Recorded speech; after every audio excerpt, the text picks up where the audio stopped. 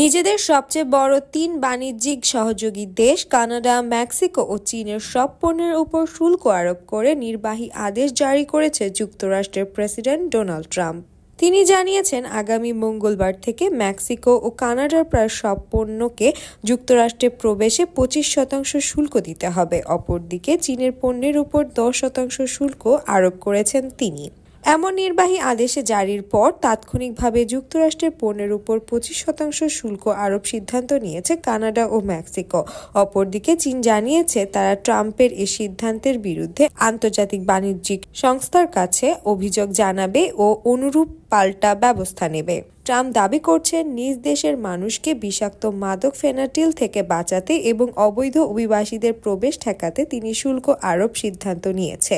অপরদিকে কানাডার প্রধানমন্ত্রী জাস্টিন ট্রুডো সংবাদ সম্মেলন বলেছেন, আমরা এই জায়গায় আসতে চাই, আমরা এটি চাইনি, কিন্তু কানাডিয়ানদের জন্য দাঁড়াতে আমরা পিছপা হব না।